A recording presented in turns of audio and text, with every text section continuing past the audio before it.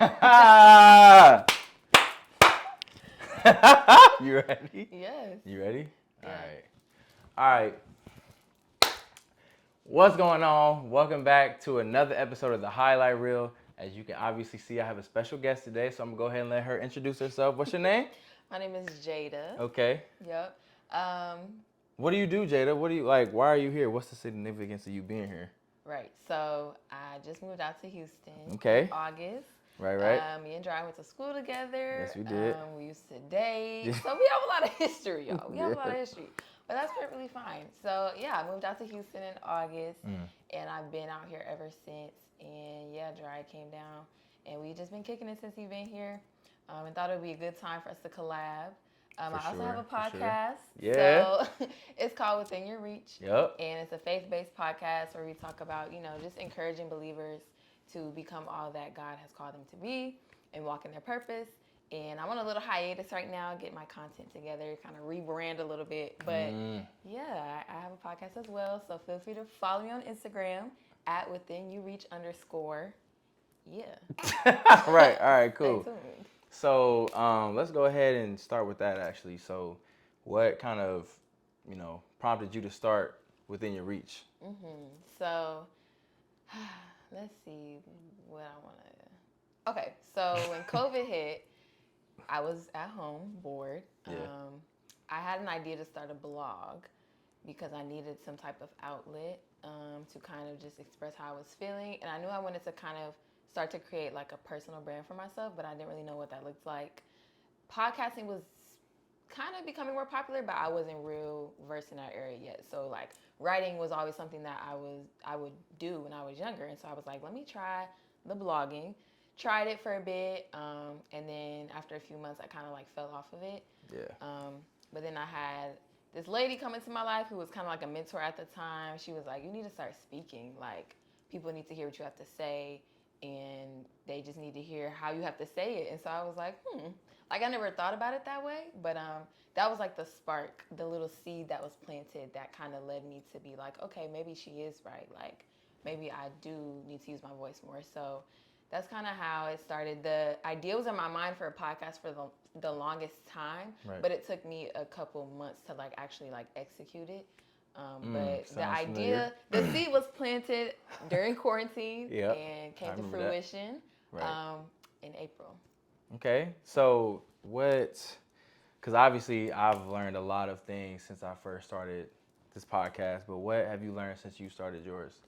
As a creative, as a woman, as a person of faith, like you could go all those different avenues, however you want to take that.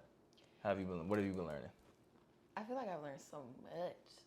I'll just say something that actually my mom taught me was like, your podcast is in a way like your ministry. So she was speaking to me like, your podcast is your ministry, Jayda. Like, you need to get back to it. Because it was a couple months ago that I wasn't doing my podcast because I was in school, I was doing work and assignments, and so I was like, let me just like chill and like focus on the school. Yeah. So I was taking a break from my podcast. But she had told me like, when are you bringing it back? Like, that's like your ministry. And I was like, my ministry, like, what do you mean? But like, ministry is like the way that God uses you, and like the way that looks like for me was like my podcast. And so it didn't just take her telling me that. Like, I had always known that. Even from the moment I started my podcast, I was always getting good feedback. I was always having people tell me, like, God is really speaking to me through your podcast episodes. People from TikTok, people from just out the wazoo. I'm like, bro, I don't even know some of y'all. Some of these people that listen to my podcast, I've never met them in my life.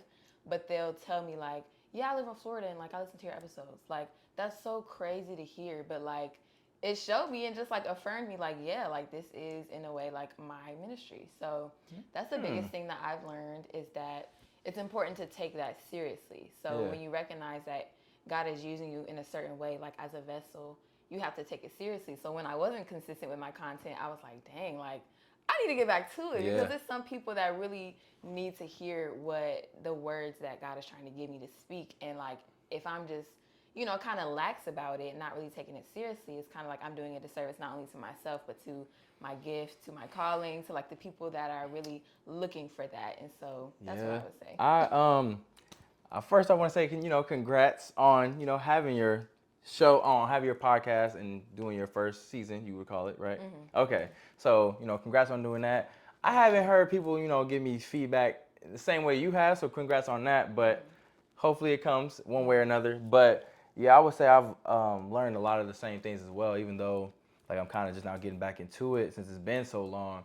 I think that just learning the consistency of it, because when you stick to something and other people know that this is something that you want to do, I don't necessarily do it for them, but at the same time, I know that they benefit as well. And like you said, this is like your ministry, so you get to speak to people through your life experiences, through your thoughts, and also since you're putting it out to the world, you give them an opportunity to basically give feedback on that, which is a terrifying thing, if I'm gonna be honest about it. But it's a very rewarding experience because you get to express yourself, and you can also possibly speak for people, but also you have to be open to criticism, which is sometimes it's kind of hard, but it's like it's something that you have to know that comes with the territory.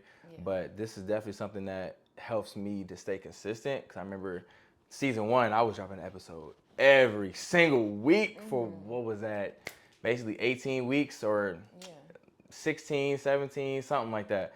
And it was like, dang, this is something I want to do. So let me at least prove to myself and prove to the people that do listen that this is something I want to do. Right. So I'm definitely with you there as far as how that growth is. So I also like your aesthetic of it. So can you describe, because I feel like you tend to do really well with like aesthetics and stuff like that. So describe why you've chosen certain things as far as how you like to present it. Yeah, so I was always really big on just like how people are gonna feel when they like come on my page. And so in creating like my aesthetic, whatever you want to call it, I use I use images a lot. Like I created a mood board because I'm artsy. Smart, I have a smart. little art background, a little Very design smart. background. So I created a mood board and what I wanted people to like feel when they would come to my page or like when they would see my posts. Yeah. And I also did a photo shoot for like my podcast cover. And so I based my colors around my photo shoot. So on my podcast cover, it's like neutrals, it's tans, it's oranges. And so I like kind of ran with that within, throughout my brand. And then, I just want people to like feel warm when they come on my podcast page and like listen to my episodes. Like that's a constant theme. I feel like I hear people tell me like you have a very like warm aura, just like real comforting. And so I want that to be consistent within my brand as well. Like I just want to show up as me, and the best way that I could convey that was through like those colors, and just the way that I chose to market it is just pretty like true to just who I am today. Just like real calm, real just like neutral. Like I just be chilling. So that's just how I wanted to present it. So I do like it. It does give a very calm, like there's a lot of green, there's a lot of, as you're saying, neutral, so it's like it's kind of inviting. For me, I think hip hop, I love me some hip hop. So I got a lot of colors. I would also say I have a colorful personality. I got a bunch of colors on right now, whatever. Yes. But I just like for people to think hip hop, but also want to give some kind of rawness to it. That's why I like the street look type background, because it gives some concrete feel, but still kind of raw. Right. But with the colors, it's like there are so many different ways you can go with it. So, yeah. And is there anything that you've kind of been learning as a person of faith as you've been? I feel like we touched on it, but like, could you maybe expand on that a little bit? Like as I've been doing my As you've been doing your podcast, yeah. I would say I've learned a lot. But I feel like as a person of faith, I've learned that really the biggest thing for me is like to be authentic in my episodes, because one, I feel like people already look at believers, people who believe in Jesus and are Christians, as hypocrites. Like that's something that people like, they'll point at Christians a lot, like, oh, you say this, but you do this. I don't want people to come on my podcast and be like, well, she's saying that, but she's not really, like I want everything to match and to just be real, like just be raw. Like I have real conversations. Of course, being a faith-based podcast, I'll like bring in scripture, I'll bring in stories, but like that's all for me to make the content more relatable to people, and to just continue to keep that faith-based background. So I just want, I don't know, I've learned like to just be authentic, because that's something that people are going to honor whether you're a Christian or not. Like, are you authentic? Are you showing up as your true authentic self in whatever you're doing? And so that's something that I try to like keep in every episode. And like if I'm not feeling like creating content, like I'll be on the episode like, yeah, like it was kind of hard, you know. Like I will not sugarcoat anything. And people who listen to my podcast know, like in my last episode, it was my last episode of 2022. I said like I'm gonna be taking a break. You know, I haven't really been feeling my best self, and like people honor that, and that's why I get such good feedback because I'm honest and I'm vulnerable with people. And that's something that I feel like the media nowadays is missing. Like everybody wants to hide what they're really going through, but a lot of people get revelations and get, you know, good insight from like, you know, how you your actually life feel, experiences. And so, yeah, that's just how I feel about it. And I will say one thing that I always thought was interesting because, you know, we're not competing, but we are doing the same thing. And I think I try to think about what I can learn from other people that are doing podcasts. And sometimes I would, well, if I'm gonna be real about it, sometimes I would, I guess, be somewhat jealous because it's like, dang, you could take a week off and still have the audience, but I would do it every week. Now, maybe that's just something that I knew I was trying to set out to do, but it was like, man, because there were a few times where I wasn't trying to do it, or I either wasn't trying to do an episode or life was just hitting me at the time. And I'm like, I don't want to push this episode out, but I did anyway. And I still learned something from that. But just, I would see, I remember, because I would keep up, because I think you said you would post every Saturday. So I was like, all right, every Saturday, I just want to see if an episode dropped. And there were some episodes, there were some weeks where it didn't drop, and I was like, okay, did she announce that she was going to take a break? Because if you do, then okay, that's expected. But if not, it's like, are people going to kind of give her flack for that? But I think that's part of the learning experience or the relatability of it. It's like, man, you want to do this, and then you like, do I actually want to do this? Or like, I want to do this, but I need a break too. So there was definitely some times I'm like, dang, she took a break. And I would just be going straight through. But then it was like, when I finally took my break, I was happy with that. I said, okay, I needed it. But I also think it is kind of cool how you can kind of have an episode, be real, be authentic, but say, yeah, I'm about to chill a little bit. So I think it's cool things about either one. But that's the thing. I feel like I also learned as a creative and just like having a podcast, like consistency is like the biggest thing because you're creating content and like people are looking forward to that. And so that's something that, you know, taking this break, I want to focus on is like, how am I going to be consistent with the new year? Because I may have to change my schedule. I may have to be bi-weekly if I know that I can't keep up with the with the expectation of having an episode every Saturday. Because I feel like also as a creator, like it can be hard sometimes, to be honest, to come up with an idea for an episode.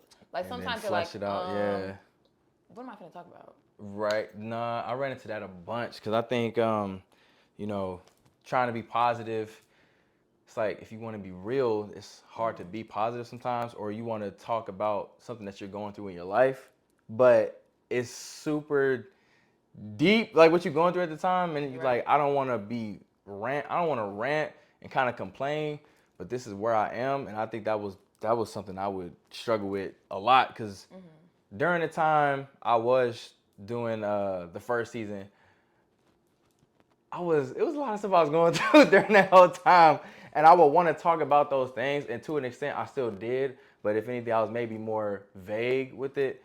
But it's like, dang, this is going on and I want to talk about this, but I don't.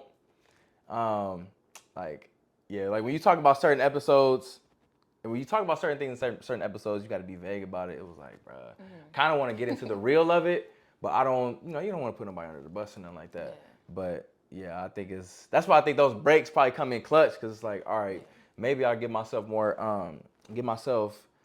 time to really internalize and interpret how I'm feeling. That way I can better convey it to my audience. Right. So I commend you on those breaks. It takes courage to do that as well. It's like, I know I got y'all attention, but I'm about to relax for a second, so I'll see y'all next week. So I feel like don't be afraid to do that, because and it translates to more than just the creative space, right? Like just in life, like if you just need time, like take the time. Like we be so busy trying to grind and hustle, but like when are you taking the time to pour back into yourself? Like when are you taking the time to like let your creative juices flow without feeling like pushed to produce all the time. Like sometimes it's just good to let that stuff flow out. So that's my advice. I agree. Like, I agree to an extent, but it's other times where I'm like, you gotta show up. You gotta show up. That's true. I guess you just have to know when is the time to either show up or the time to really take a break. Cause I'll learn that like in the gym or with podcasting, with writing, whatever. It's like, bro, how am I gonna show up and take a break so I can actually let myself live to be able to get the things that I need to convey to my audience, however I do it. But also, when do I know to just go for it and just show up? So I think that it's a thin line to walk. Like, I know you feel like, you know what I mean? Yeah. But, so yeah, how are you liking Texas so far? Like, let's talk about that. I've heard this question so many times. Yeah. Like, how are you liking Texas? Because since I've been out here, like, feeling summer basically in the winter, I'm like, dang, I could get used to this. Like, this is kind of nice, but I know that's a little bit of culture shock. Yeah, I love Texas. I mean, you know, I visited a couple times before even moving here, so like, I kind of already knew what to expect. Some parts.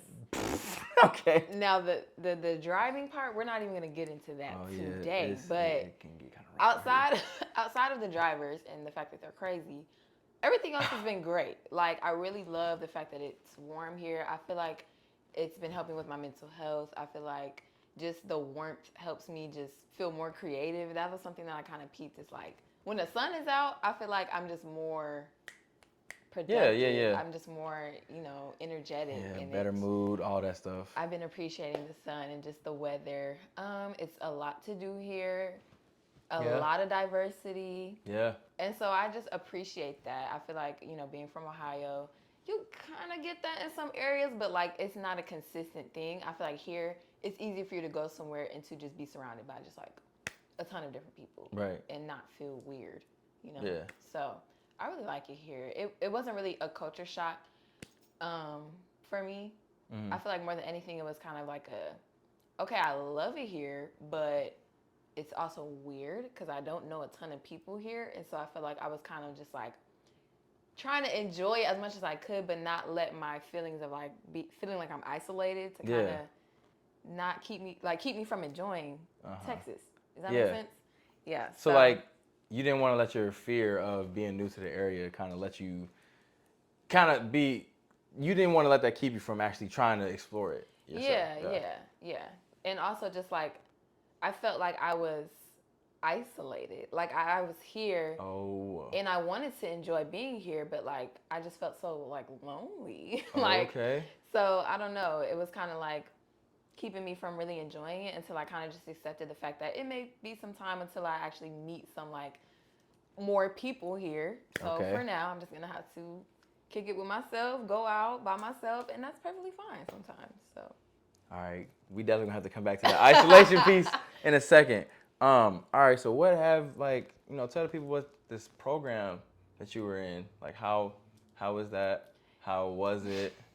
All that stuff. What did you learn about it? Yes, so. From it, I went through a design program, a design boot camp they call it, because it's pretty intense. It was like 15 weeks. And so I was learning UX, UI design. So essentially, it's learning how to create mobile apps and websites. So I was learning all those technical skills because I'm transitioning into the tech industry. And so that was very challenging for me because I had an internship still in Ohio after I graduated. I ended on the 22nd of August, literally moved to Texas that next day. I had a week until my classes started. My classes started on like the 29th, started my classes, and it was just go ever since. So that was a transition. I will tell you that. It was kind of frustrating because I was like, bro, I have no time to like, just like be proud of the fact that I graduated. I'm like going right into another program. But now I can look back at it because I just finished my program. I can look back at it and be like, okay, because I did that and ate it up. So yeah, I'm proud of it. I'm proud of myself. But yeah, so currently I'm just, continuing to hone in on my design skills. and just trying to find a job. Yeah, hopefully we find that soon. Because this job market, y'all, that's another thing that we could get into on another day. But being 20 right now, in the way that this world is just going right now, it's just crazy. It's really crazy. So I salute every 20, 22, whatever age you are, who is like making it happen right now, because it's been hard. Yeah. But I approve this message that you should definitely attain some other hard skills in this life, in this world, because there's nothing wrong with upgrading, bettering yourself. And she had told me about this one job. I ain't gonna disclose all the details, but she told me about this one job offer. I was like, maybe I'm doing something wrong. Right. Yeah, I'm like, maybe I'm doing something wrong. So maybe I should go ahead and get into this field as well. So I might be thinking about it. But yeah, I'm pretty sure you're gonna get the things that you want in the future. Yeah. But Appreciate it. so I want to go back to that kind of isolation part, Yeah. because you came out here with your family and you felt like you were isolated. And I feel like I've learned something from kind of being isolated. I think I kind of isolated myself recently. So what have you learned about yourself? Since that was kind of forced upon you, it's like you have friends from college still, but they aren't out here with you, like in a plethora in the same way that they were. So what have you had to learn about yourself in isolation, basically? Yeah. So I feel like I had to learn that I had to really make being intentional like something really important for me. Like I have to keep that at the forefront, especially with my relationships and my friends, because one of my good friends lives in Cali right now. The other one, she's still in Ohio. And so just that in itself is just hard, because we're on different time zones and we still want to talk and like kick it and chat it up on FaceTime. And so like being intentional is like at the core of who I am right now, because I value the people in my life and I want to keep them in my life. And I actually had an incident, and he knows, I had lost a friend recently because it was on both of our ends. But accountability. Yeah, because I did take accountability for what I had done, but I would say that was a result of me not being as intentional as I could have been. And so that was something that was kind of hard to like get, because I'm like, dang, like I'm really an adult right now, and so that's really important. Like you have to be intentional, and you have to continue to like let the people in your life know that you're here, that you care, that you are focused on being an intentional friend. Yeah. And I would say growing up, like people don't just teach you how to be a good friend, and so it's hard sometimes to know like what that looks like. I'm gonna be honest, especially as a woman. Let's be real, as a Black woman, it'd be hard. But yeah, that's something that I really had to like come to terms with. Like I wasn't as intentional as I could have been in the past, but right now, best believe that that's a big focus for me. Yeah, I would say that too, because in college, if you knew me in college, I looked completely different from when I was in college. She can attest to that. I had locks, as I've talked about before, cut them off. I gained about I lost weight. I gained weight because I moved to Columbus, Ohio. But then it's like I've gained so much weight, as hopefully you can see now a little bit, But it's like in this process, I've kind of learned who some of my friends are, and I'm not trying to shade anybody. It's just I feel like after you graduate college, you learn who really gonna be around after that. It's like, all right, who's the real solid day one? Like I went to school with all y'all, and it's like we cool, but I got these people that's like gonna be in my wedding type stuff, or I know I'm gonna be talking to you for the rest of my life type stuff. So I think it's just hard though, because everybody think it's probably gonna be some kind of fairy tales, like, oh, we're all gonna be the best of friends, and everybody's just gonna take their own path, which is what I would expect of adults. But you start to learn who really kind of messes with your lifestyle, what you want for your future, and you just kind of learn who's gonna be around and who you don't want around and stuff like that. Yeah. Plus, speak on isolation a little bit. I feel like once I moved back to Cincinnati, I kind of needed to put myself in isolation, because when I lived in Columbus, basically all the last season I was living in Columbus. So when I was living in Columbus, I feel like there was a lot of work that I didn't do. Okay. And because of that, there were a lot of results I didn't get. So something I've been living by is, whatever, you can't be mad about the results you don't get from the work you don't do. So I think I kind of had to put myself in isolation to basically produce the results that I wanted, because there were results I wasn't getting at first, because I wanted to not say be lazy, but there were things I just didn't want to do. So now I know I have to do them if there are things that I want to do.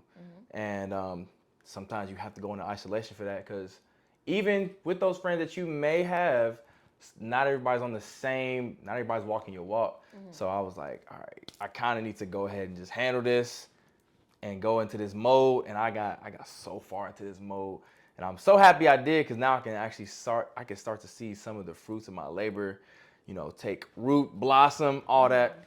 But it's hard, because I felt like I knew I had to put myself there, and to put yourself in isolation can be hard, because there are times where I'm lonely. It's like, dang, I'm always working. Like, people taking breaks, they resting. I'm always working.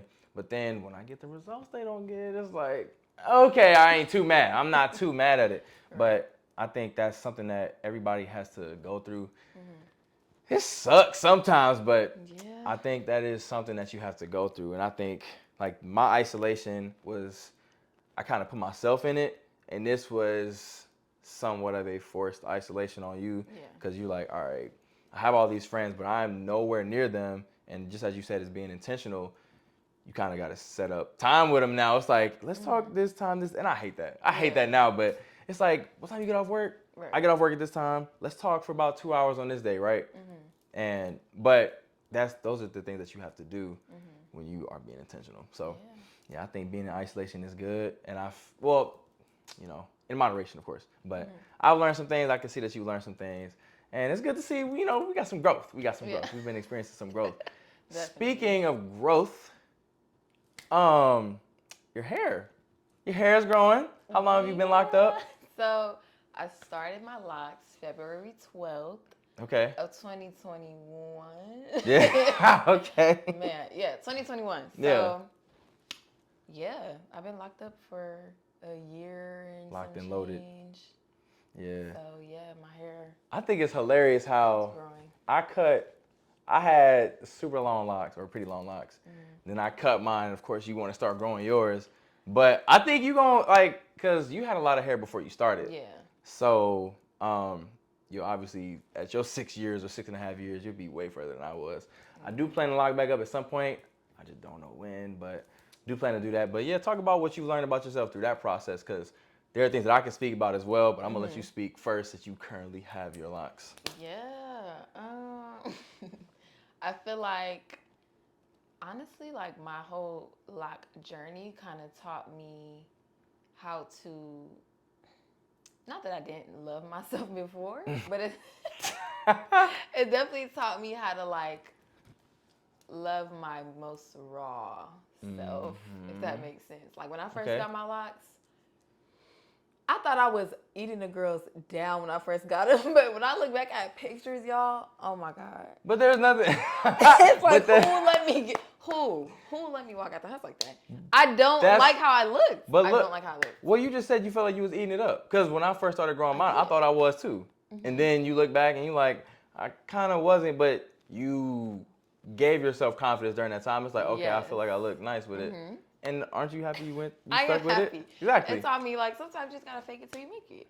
So when my locks got to the point where they was, a little thick, it was flourishing more, I was like, oh yeah, I'm loving it. Right. So you feel like you see your beauty in a different light?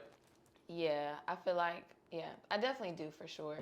I've never really been big on, like, weave and wigs and, like, extensions and all that. You're not bashing any of that. That's not what we're doing here. First off, I'm definitely not. I admire people who, can do that and wear, like, all those looks and really just slay every time. But me personally, I'm not doing it. Like, I would do the braids, but that's about it. I'm not doing no wigs or nothing. I can't even do it. So, I feel like it's just taught me to really just embrace my natural beauty, especially just as a woman. Like, not letting the what's the word?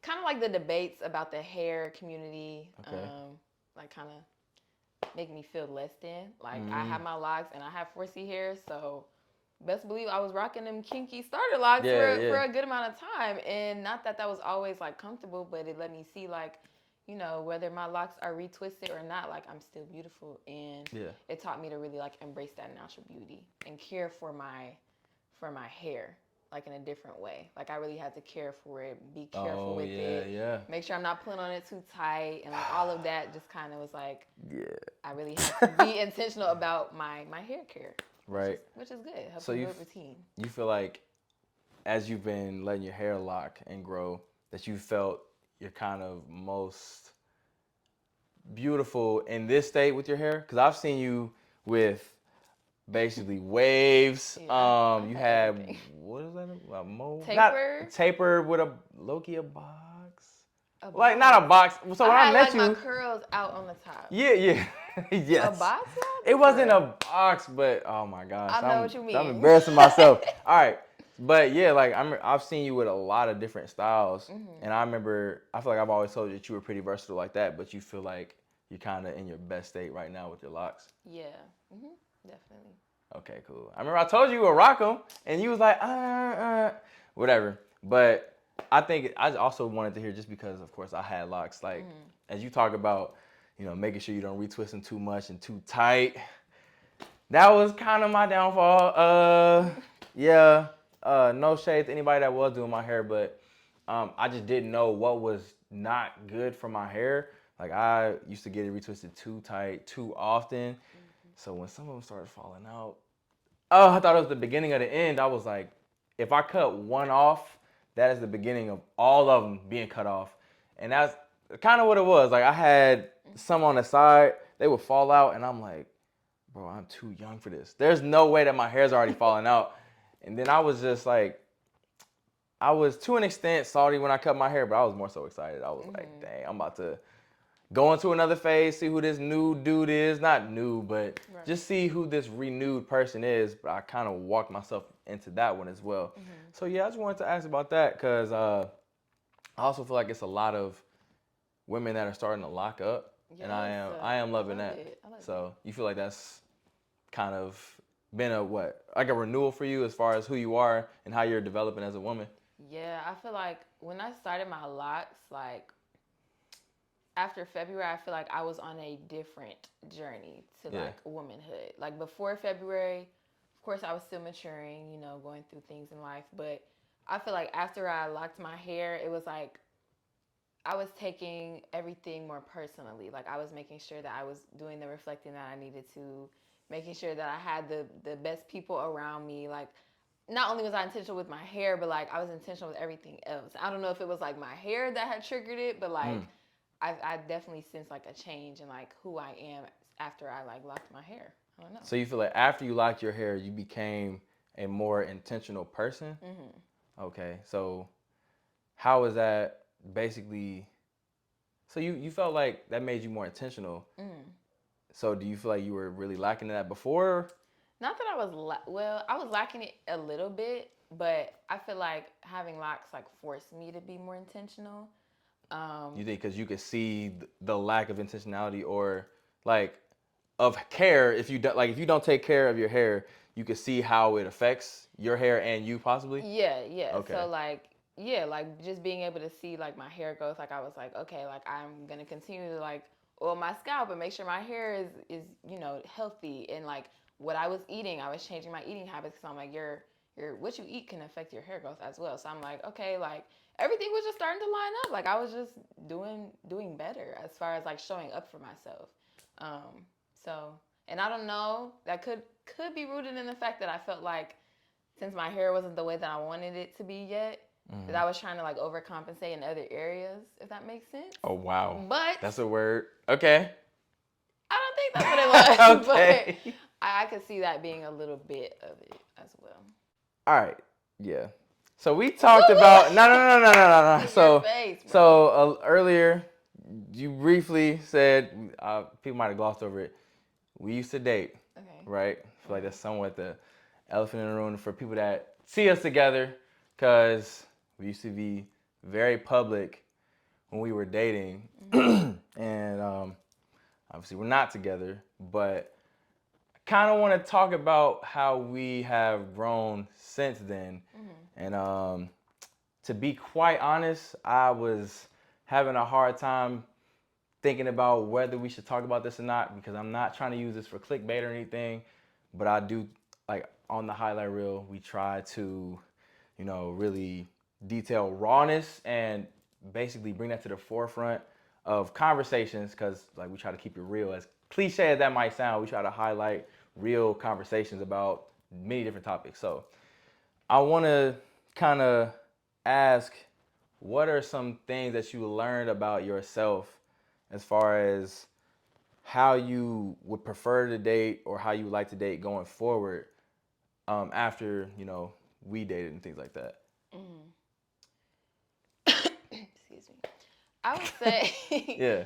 the first thing I learned is that I really value space. I feel like, and I feel like we could both agree, like when we were dating, that was something that we lacked, was space. Yeah. But in a way, it was also hard to, like. It was hard to communicate, because, all right, we're basically from the same city. Same city, went to the same school. Same school. Had the same major. Same major. Had a couple of classes We had some classes together. together. Same kind of friend group, low key. Yeah, and sometimes that was like, when we were together, that was great. When we weren't, it was like, dang, I see you everywhere I go. Like, dang.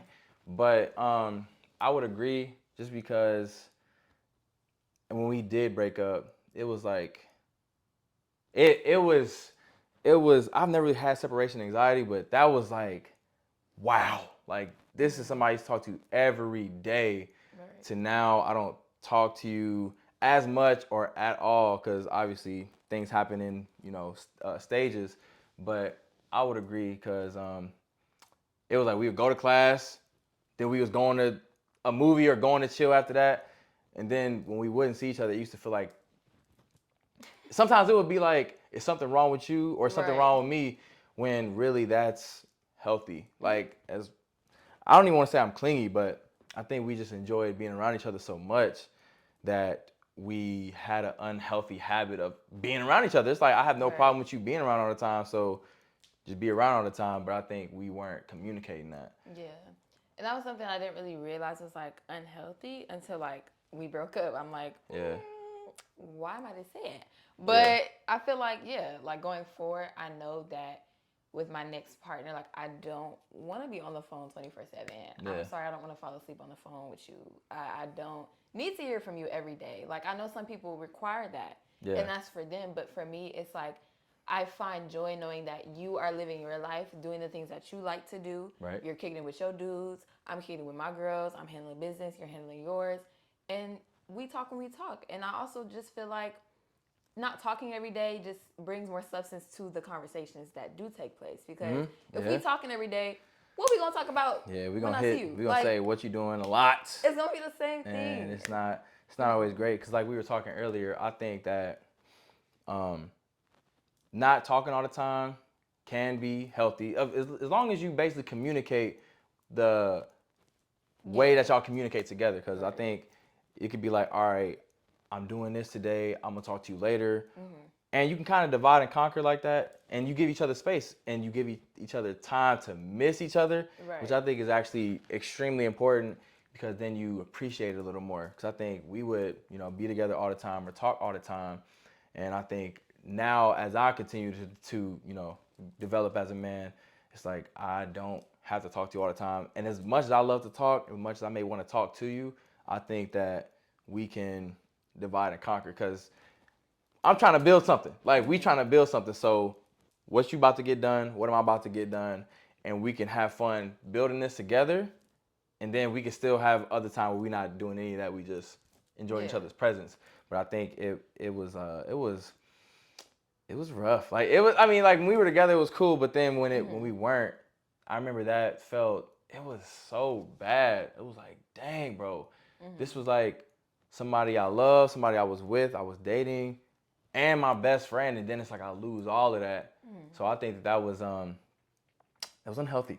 It was unhealthy. It was unhealthy. Well, at least we know now. Yeah. 'Cause at the time, I'm just like, my man. Yeah, Like, that was right. just it. But And I also feel like we dated multiple times. But I think the first time, if anything, and this is not saying, I'm not saying this is just advice that you just have to say as gospel or whatever, but I would say the very first time we dated, we were pretty public. Like, we was always posting each other and whatnot. Yeah. And that was cool when we were together. But then when we would break up, it was like people, because it's not like either one of us would just come out and say single, because to me that's kind of, I mean, I get why people do it. It's it's to let other people know, like, I'm available now. But I feel like that would have been going out of my way to be like, I am not with her. And it's just like, people will organically find out. But it would just be annoying, because sometimes if you like flirt with somebody or whatever, they'd be like, don't you have a girl? It's like, no, bro, like, I don't. Right. But yeah, so what else do you feel like you learned from us dating, as far as maybe your communication style or just the kind of person you want to date or whatever? Yeah, heavy on the communication style. Yeah. I feel like, and obviously he knows, like, when we would get into it, well, we didn't really get into it a lot. Yeah. But when I would have issues going on, like, I would just, like, shut down. Like, I wouldn't really want to talk about things. I don't know why. I just would shut down and, like, just kind of just withdraw. And I noticed that was not healthy at all. But I didn't really know how to, like, reverse that, or, like, what I needed to do to obviously, like, talk about it more. But it's like, when you've been doing it for so long, like, how do you start to reverse that? And so, yeah, I learned that I tend to withdraw a lot. I tend to, kind of just keep to myself. But I would make sure that I was there for him wholeheartedly, but not for me. And so I feel like that kind of affected, my mental state. It affected how I showed up a lot. And I wish I would have, excuse me, I wish I would have done things differently when it came to that. But I just didn't really know how. That's fair. Because I think we would talk about that, because I think, I would know that there were things that you were going through. And maybe something that I realized is not the healthiest, or just something that I've realized, period, is if I would realize there was something you were going through, maybe this is just because I'm a man and I was, your boyfriend, I would try to be like your savior. It's like, let me carry the weight with you. And I'm not saying that's not healthy. It's like, be there for your partner. But I think there were times where I realized that there was nothing I could do, even though I really wanted to, but also knowing that now, at least, that there's some things I won't be able to save you from. It's like, this is something that you're going to have to work your way through, but I am here to support you. And I think that was just, I think we would just learn the kinks of that as we went, because it was like, it would be times where, you maybe shut down and I'm like, I'm here, but I think that was just how you kind of dealt with things. Yeah. And I feel like, you feel like you've learned from that? Mm-hmm. Okay. Definitely. Yeah. And I would even tell him, like, I feel like a big reason why I would do that was just like the way that I grew up. Like, you kind of mimic what you see until you see or learn something different. And so I feel like that was a big thing that kind of made me the way that I was in our relationship, is just like what I was seeing and what I was so used to doing. And so, yeah, just being in a relationship with you definitely showed me, like, you kind of have to unlearn a lot of things, especially when you're with somebody else. You don't want to project. That's another thing. Yeah. And I felt like I was doing that quite often. So, yeah. Oh, man. Oh, shoot. And I think I knew that. I think I would try and talk to you about some of that stuff, but maybe because we also grew up different. Mm-hmm. So, like, her parents are married. Mm-hmm.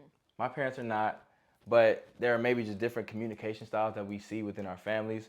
And, like, there are certain things that I'm used to, and there might have been I believe there were certain things that you were used to. But we're used to different things, so we're used to dealing with it differently. Yeah. And I think that is actually what used to make us clash. Because, how do I say this? Like, I would just try to talk to you about some things, but I think you would maybe say you haven't always been able to do that. Or sometimes you didn't feel like you could, so you wouldn't. and then it's like, here I am trying to talk to you, but you'd be like, it's not how I deal with things, or I don't, maybe deep down it's like I don't trust that because that's not how I've normally done things. And yeah, it's a learning curve. It's a learning curve. But this is a very real and raw question. But this is something that we've talked about it before. But do you feel like there were times where you would self-sabotage? Yeah. Somewhat, at least, yeah. I feel like there were multiple times that I would self-sabotage. Definitely, like, the first time that we had dated, I was going through a little bit mentally, and, like, I didn't really know how to, like, handle that and still pour into him and, like, be with him. And so I kind of was just like, I can't do it. Like, I need time, like, I need space. And not to say that that's not a valid reason, but, like, after I learned that you could still be with somebody, but, like, handle your own things that you have going on. Because, yes, you guys are a unit, but you're also separate beings, and we have separate struggles and separate things that we go through. Yeah. But it took us, breaking up and not being together for me to realize that. But yeah, I definitely felt like I self-sabotaged, especially when it came to that, because I was like, well, if I can't be there for me, like, how am I going to be there for you? But it's like, you've been doing it, so just keep doing what you're doing. And, like, just get help. At the time, I wasn't going to therapy, so, like, it was just a lot. I felt like I just didn't really know how to handle it. And so I feel like that caused me to self-sabotage.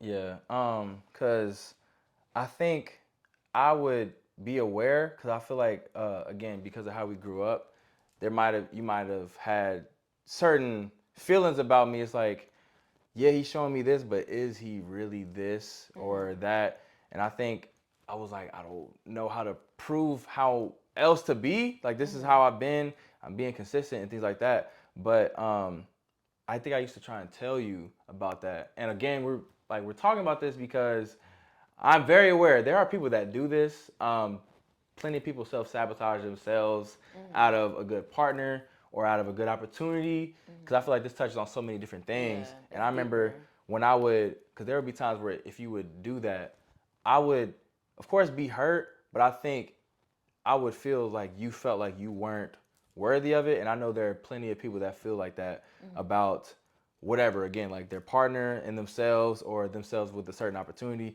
like they're not worthy of it, but like it's there for a reason. And I think I would try and, again, be your savior and like maybe show you that. But how do you tell somebody you self-sabotaging and not attack them? It's like, it's hard to just tell somebody that, but I know I would even still try. But I think that was the part of me where it was like being the savior or something like that. Like, I'm trying to tell you, but some things you have to feel and learn on your own.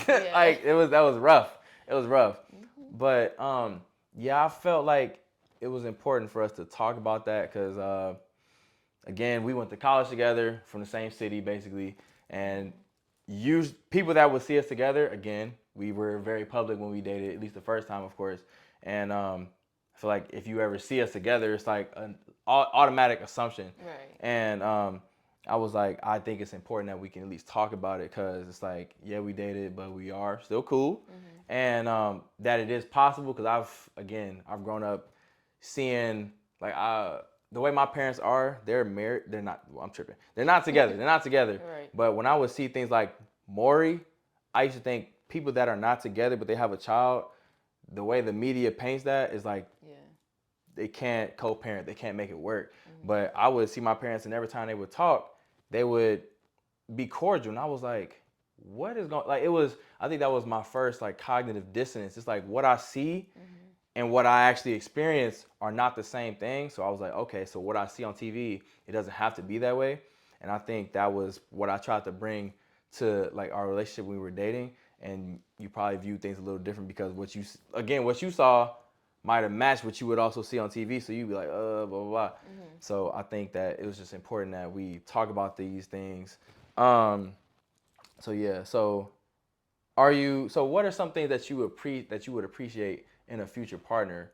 Yeah, just overall, as far as like characteristics. We don't have to talk about height or nothing like that. But what do you think? I'm just saying, like, what are important characteristics that you think are of importance? I would say the first one for me, just being a woman of faith. It's just like him having a good relationship with Christ. I feel like that's something that's really important to me. Growing up, that was something that I just grew up with. Like, I went to church every Sunday, every Wednesday. I'm in the church. And obviously I have my own relationship with Christ. Like, it took me a minute to like get here and say like I know God for myself. Yeah. But I definitely want my partner to know God for himself, because I feel like I'm a firm believer, and I'm really traditional when it comes to like that, because I feel like you can't really have a firm foundation in a relationship if it's not like rooted in Christ. Now, obviously, everybody has their own thoughts and beliefs, but I already told y'all what I believe, so there that go. But I feel like, for me, I just feel like you can't. It's not going to function as well as it could if it's not rooted in God. And so I know that that's something that's important for me, and it's going to be important for my kids and our family. And so I just want that to be like at the center of who we are as a couple. So that's like the first thing that I look for is like, what you doing?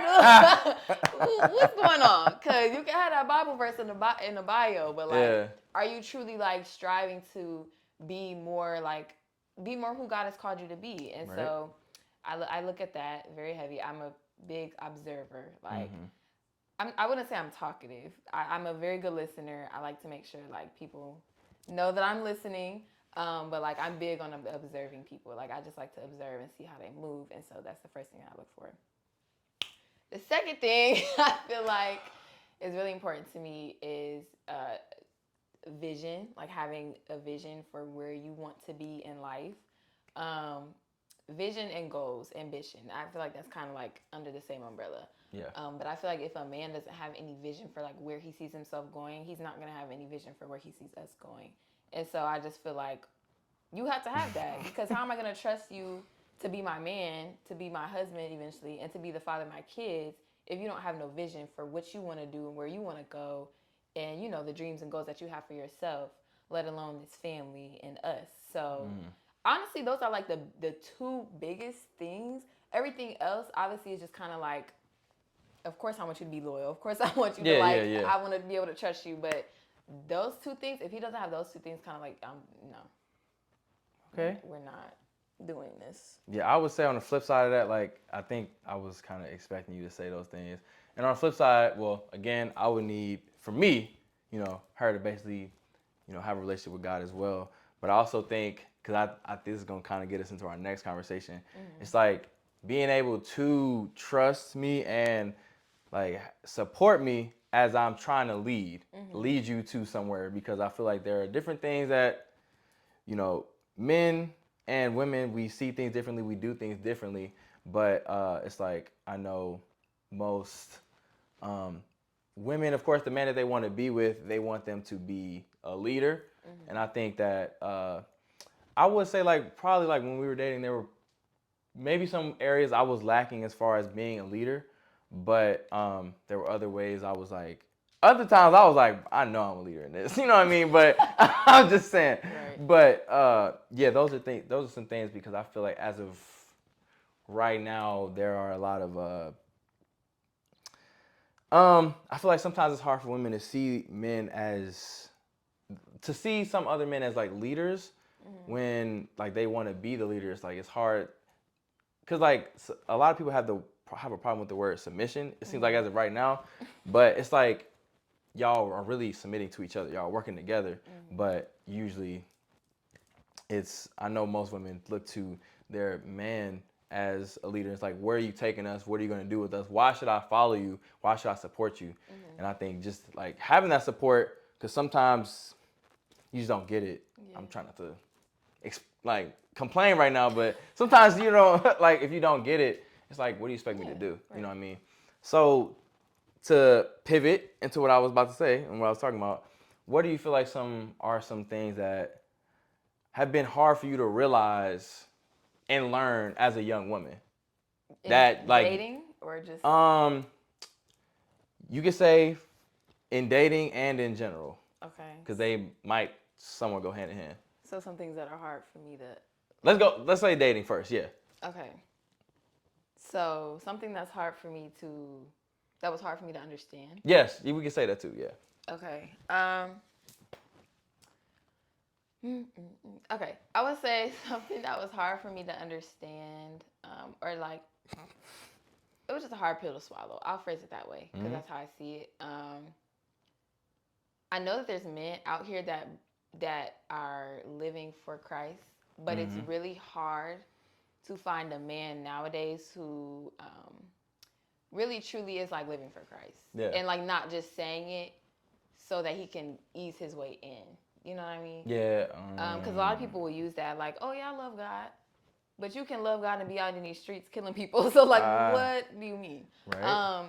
So yeah, that's what I would say is like that was the biggest thing that I was like coming to terms with. Like, dang, like it's kind of hard to come across a good man that really is like, on the journey to like serving Christ and finding his purpose in the Lord. Like that's really hard to find, especially as a 22-year-old. Like we both know that men kind of mature at a slower rate than women, and so it's just it's been hard. Like it's been very hard. And personally, me, Debatable. if you're not already like doing the things that you feel like God is calling you to do, like if you're not already in your word or going to church, I'm not gonna be your mother and drag you with me. Like if you're not already doing it, like it's just kind of like a dub. Like I'm cool on it. Like I'm not gonna no. So that's been a hard thing because a lot of men will kind of be like, yeah, I know God, but like you haven't been to church since last Easter, and no, I'm sorry, babes. Fair, fair. Okay. Because I think one thing that, as I was talking about earlier, I've been in situations where it seems like this is kind of like a hard pill to swallow because it seems like this is what some of reality is right now, but I understand it, but it's also like, why is it like this? So I kind of don't. Is especially as a young man, as a young 23-year-old man, it's like, all right, yes, I want to accomplish these goals, but if you are trying to be with me right now, you have to understand that I am on my way toward them and I am working on them, but I'm not at the finish line. So are you willing to work with me to get there? Because I feel like it seems like there are a lot of times where people don't want to, basically work with you to get there. They kind of want to be like, yeah, you did everything, let me tag along. It's like, that's not how that works. If you work with me, why don't, like, you think I wouldn't want to run through a wall for you? You think I wouldn't lay down my life for you? If you work with me, it's different if I'm doing all the work by myself and you like, yeah, I just added myself to your life. It's like, the value isn't the same. When you help me get it, you are irreplaceable. When I did it myself, anybody can kind of fill the role that I need at that point. So I think because of situation that I was in, I was just left feeling like, is this something I'm supposed to expect, basically, as a young man? Because I'm not trying to run away from my role as a young man in this world. I know that there are things that I need to just kind of be a leader on and things that I need to accomplish. But at the same time, is there a level of understanding there? Because sometimes I feel like, again, we're not trying to turn this into a men versus women conversation, but all these conversations that you see are because specifically black men and women, of course, want to be together, right? Like, of course, you can date outside, but it's like at the end of the day, many black men and black women want to be together, and that's why these conversations come up. So I think it's just important to be able to have these conversations because I think there are plenty of men that are being misunderstood, and of course there are plenty of women being misunderstood. And I think where's that level of understanding or that effort of trying to understand? Because many people just don't want to talk about it. Like you'll see, not trying to bash anybody, but you'll see many conversations where it's like, oh, like men do this, women do this, and I don't want this to turn into that. It's like, can we understand each other to try and work together to see how we can improve this for our community as a whole? Right. So, yeah, I think that, because what you said that you is a hard pill to swallow for you, I'm pretty sure that there are plenty of women that agree, just like there are probably plenty of men that agree with what I'm saying.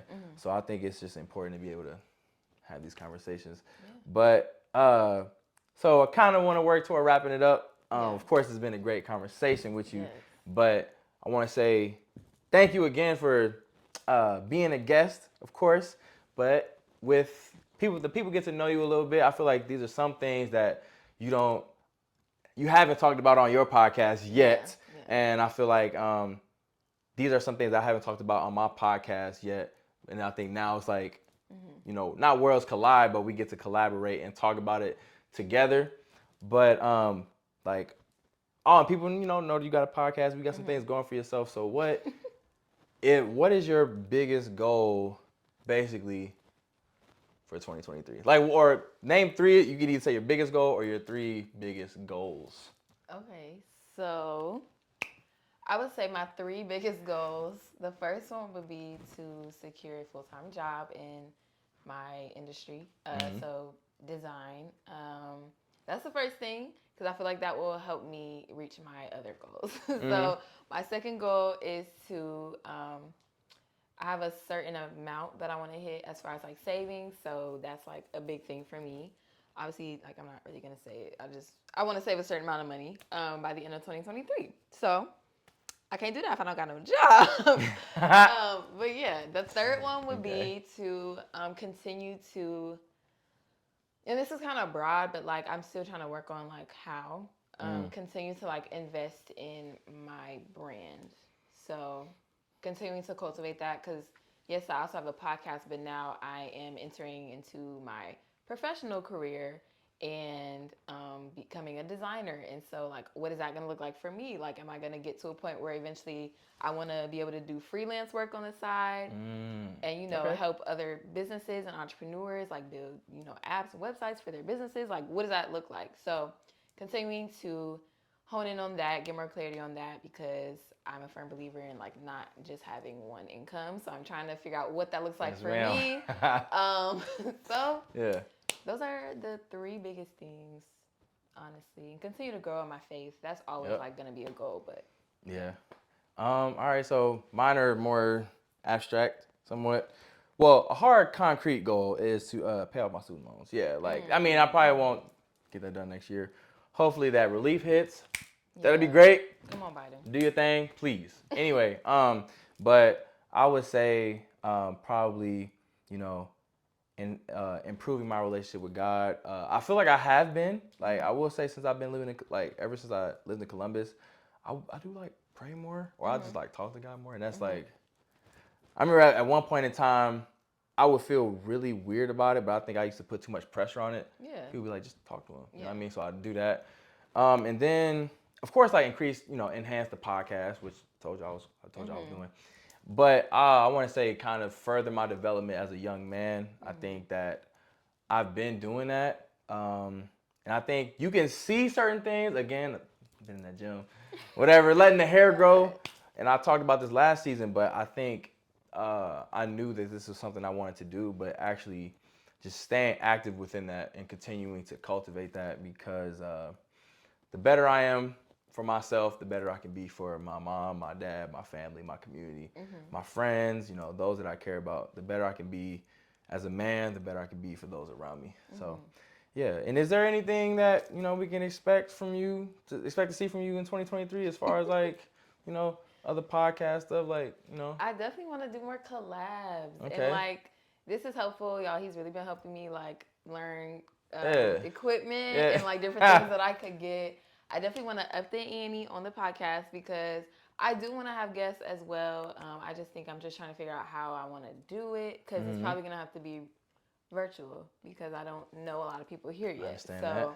what is that going to look like? How do I get that going? But as far as just personally, like I really am like trying to focus on like just elevating my personal brand. So yes, ma'am. You'll probably be seeing, freelance work come soon with my design background. Even eventually, like, what's the word for it? Like professional development for young women. I would love to get into that space. Okay. So like offering services for that. Oh yeah. So yeah, I'm trying to think bigger. But yeah, stay tuned. All right, cool. Well, I want to say thank you again, Jayda, for blessing the podcast with your presence. Giving some time for the podcast. I really appreciate that. I really do appreciate this conversation because obviously people, like I said, people see you and I together, they like what's going on with that? Like blah blah blah.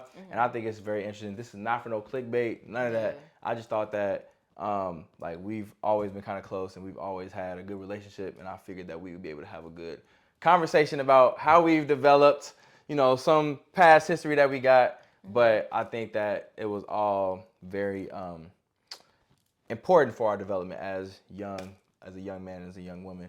But yeah, I appreciate you. I think this has been a good time. You know what I mean? You've been the first guest of season 2 as well. So that'll be cool. And again, thank you to the listener and the watcher for listening and or watching.